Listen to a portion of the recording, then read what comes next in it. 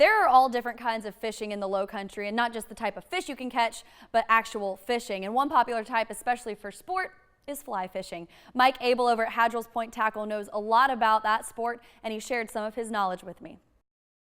But we pretty much have anything, you know, they classify fly rods as like a weight, and so that would just be in accordance of what you're fishing for. Fly fishing can be pretty technical as far as the skill involved, and there are also different types of rods for different fish, so there's a lot that goes into it. So if you're doing like trout fishing in the streams, you may be using like a 3, 4, or 5 weight. And then, you know, when you move into your redfish or saltwater stuff, it's really more along the lines of like a 7 to a 9 weight for your trout, redfish, and flounder. If you're like me and haven't ever gone fly fishing, but you are very interested in it, just like most things, there are starter kits. If you're a beginner and not really sure if you want to fly fish or not, I mean, that might be the way to start. And then later on, you could go back in and purchase something a little bit nicer. You know, a kit that you start out with isn't going to be the rod that that's not going to be the rod that you're going to have forever.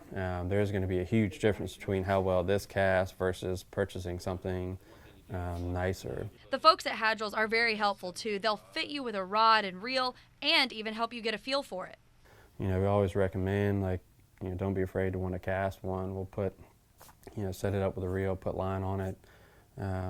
For what we would recommend, let you go try it. You know, we've got a little field right next door to us and go cast it. Everybody, whether they're a great caster or have some type of imperfection in the cast, one rod could work better for them versus the other. You've got your rod, you've got your reel, and you're all set up and ready to go, but what is the best time for freshwater fishing? Well, Mike says, get in the water now. The water temperature was like 80 degrees the other day, so as it continues to cool down, it's going to get better and better.